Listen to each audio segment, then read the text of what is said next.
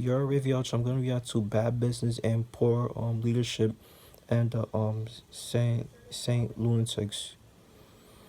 Never listen to Saint Lunatics together, but like I know like the who like the I know some people like Nelly, who was it, Murphy, Ali, all of them.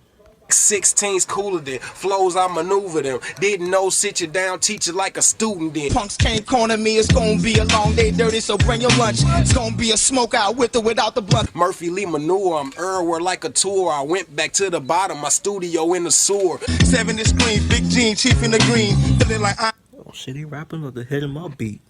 Andre, big boy, fresh, so clean. Mama say I'm her baby, my brother say I'm the tightest, sister say I'm the greatest, drive the latest Mercedes. Monday I'm in rounds, Tuesday baguettes, Wednesday I'm on the ground, and Thursday I'm in the jets. Came to the door with my lunatic folk, put the game in the chokehold, oh no. I don't think they was ready for the 4 plus slow locals down St. Louis mojo. Heard our word, everybody talking heard their fur, yes sir, but we don't care. Then started when we had night guards in the stores and the world had the world like a two-pair.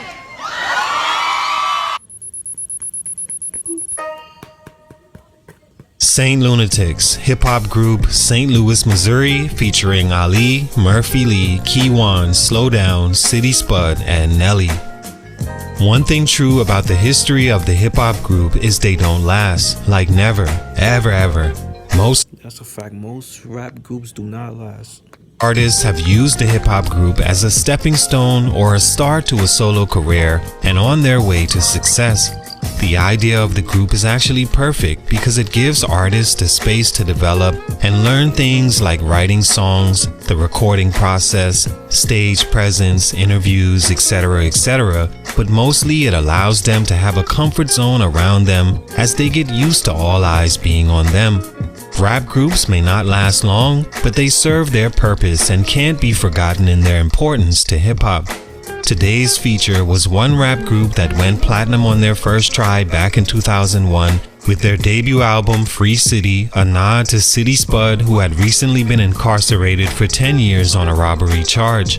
The album came at a perfect time, as the face, or what would eventually become the face of the group, Nelly, was on fire, where anything released involving him was bound to do numbers. Sadly for St. Lunatics fans, their debut would be their last album ever released. In the beginning, things were working out right on schedule. They had a new sound yet to hit the hip-hop scene. From a place primed to make noise in hip-hop, a writer in Ali, who many in the group, even Ali himself, admits to being a great songwriter, even if he can't sell what he's writing like someone else, for example, the way Nelly could. And they also had 2 future platinum artists under their sleeves in Nelly and Murphy Lee.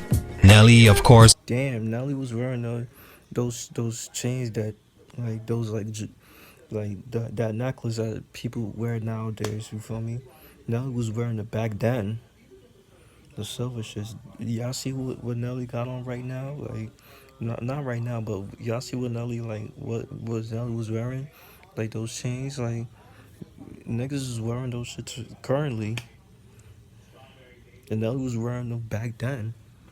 Going on to become one of the biggest hip-hop artists ever as far as record sales, all coming together for a legend-in-the-making story. But like all stories of legend, it all comes crumbling down in the end, and groups eventually find a way for all parties to go their separate ways. What makes this story even more unfortunate is in the years to come, members would take direct aim at each other, namely Nelly and Ali, discrediting one another for their part in the group effort that saw one member become a superstar, another had a shot in the moment, and the I mean, Nelly was the star of that group, you know. Nelly was a bigger name, exactly, let's be honest, you feel me? others pretty much backup singers and dancers.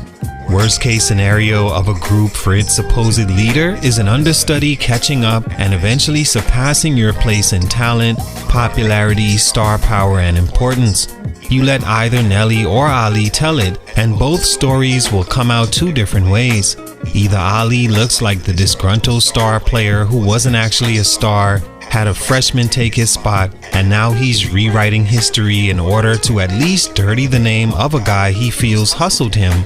Or Nelly looks like the diamond in the rough that came from the background to the front as an obvious natural who got himself on, went big, then brought his guys with him, something he says Ali failed to do.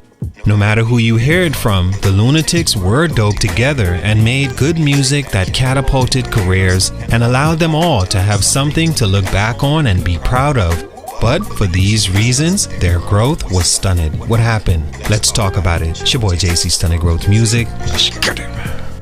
Take a minute to like, subscribe, and comment on who I should do next. The St. Lunatics were a rap group from different parts of St. Louis, Missouri. Ali from the north side, along with his brother Kiwan, who went to school in U-City with Nelly and City Spud. According to Nelly, he, Kiwan, and City Spud were the original members of the group that went around and performed at talent shows, gaining local notoriety and the interest of Jive Records at a showcase in St. Louis, where Ali, St. Lunatics' manager at the time, performed in a separate duo group and the St. Lunatics as a three-man group that stole the show. D2 Entertainment, who held the showcase and brought Jive, stepped in to sign the Lunatics, who now added Ali as a member and frontman. They released the local hit Gimme What You Got in '96 featuring Ali, then an EP 2 years later, still unsigned by a major label. Pressing on, they were booked to perform at a Jermaine Dupri birthday party where they met Mace, who agreed to have his manager take their music and give it a listen. It led to Kuda Love, Mace's manager, recommending the group single out Nelly as a solo artist, shop him first, then bring the group on later. Lo and behold, Universal heard Nelly's demo and signed him in 1999. The following year, he'd become the biggest artist in hip-hop. Stunt number 1, bad initial contracts. I think the main reasons groups disband are simple.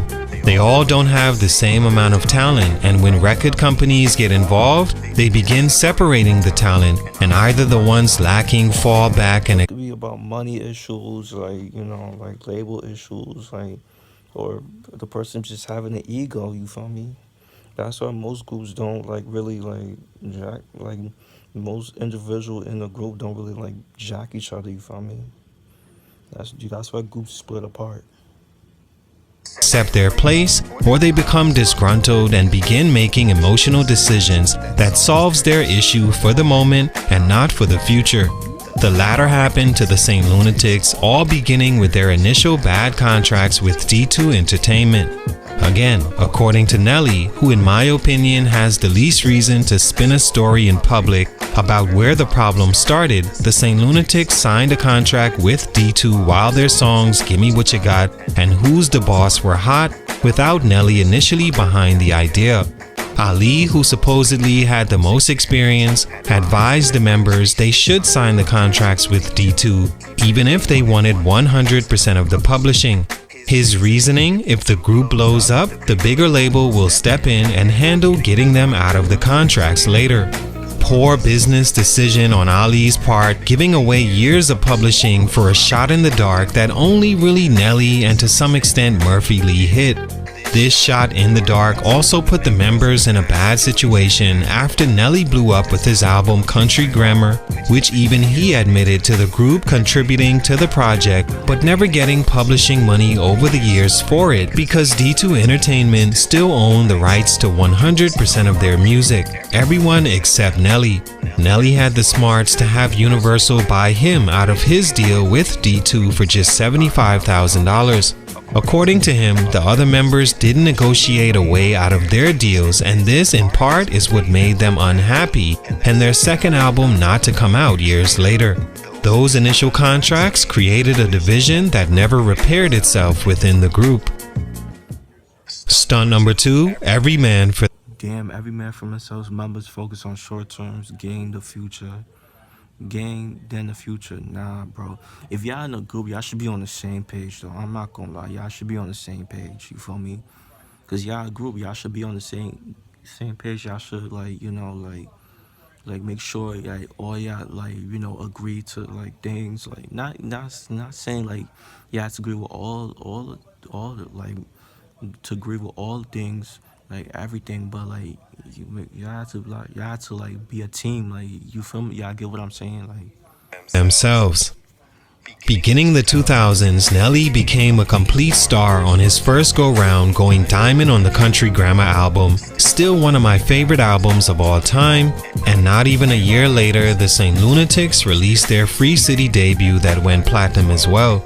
That all almost didn't happen because members of the group, all except Nelly, asked to have their contributions removed from the album because they wanted to be paid first, money Universal eventually took out of Nelly's budget so his group could be happy. A group Nelly says he demanded Universal sign to their own solo deals if his album did its part. From there, the group were never on the same page. Ali releases his debut album first after the Lunatics album along with his single Bougetto, which I think was a good first single. The album flopped and so did the single. Many felt at the time Murphy Lee was more the choice after Nelly and the group album, but Ali had other plans. Murphy Lee would go on to do a deal with Universal directly on his own and not with Nelly, who had built the foundation for the group on a mainstream level. Murphy Lee's career initially goes well, beginning with Shake Your Tail Feather in 2003, months before his debut that went platinum. Instead of coming with another group album or solo from Murphy Lee, once again Ali, Dirty Entertainment president, decides to release his joint album with Gipp, which flopped as well, leading to Murphy Lee becoming disgruntled and eventually leaving the group, only ever releasing one album with Dirty and Universal. A huge fumble. The Lunatics never released a second album because members couldn't get on the same page, all fighting over ownership and time in the sunlight. Stunt number 3, no stars to build a future. Objectively speaking, and from hindsight's 2020 vision, mixed with a little bit of we all Like I said, Nelly was the star, clearly a bigger star, and you could say Murphy, but Nelly was the star, you know. knew this, the St. Lunatics didn't become who many thought they could because they simply didn't have any stars after Nelly. What they failed to do was fall in line and understand that, allowing Nelly to lead because obviously he had the right business mind while no one else did, including Ali, who did a poor job leading and continues to make excuses for his mistakes. Nelly had the star power to get them and keep them in the door. He went on to release 3 more platinum albums and a gold album after Country Grammar throughout the 2000s, so could have drugged them right along with him in the background, but the other members were too stubborn to let him lead. Murphy Lee had the most potential, but what I call a momentary star. Same as a guy like Joel Santana. Like it's like Nelly, like not Nelly. Murphy Lee is like you know second, like behind Nelly. You feel me? They came up, both were the youngsters behind a superstar that connected in look or style to what the youth of their era wanted, so by default were deemed next up. It's what happens when greatness is found. We start looking in the same place for more greatness. So Murphy Lee was placed in that role, only Murphy Lee was a one-trick pony who was a good lyricist, but that's about it. He didn't make great hooks and his personality wasn't big enough to stand out. So after the Nelly craze wore off, his shine was over as well and never turned back on. A huge disappointment for the group's future because outside him, the rest never had a chance. Ali simply was too old to be included in future plans and could rap, but like he said, was maybe a better writer than rap artist and should have stayed in that lane. All in all, the St. Lunatics were a dope group. They moved as Nelly moved and should have understood that. But pride and ego split the group up prematurely, and in the end, no one really won outside Nelly when it comes to their legacy. But again, Nelly, Like I said, Nelly's a star. Nelly is, you know, it was the leader. It was the face of that group. was a superstar. He had what they wanted, and it takes a strong person to understand and follow that.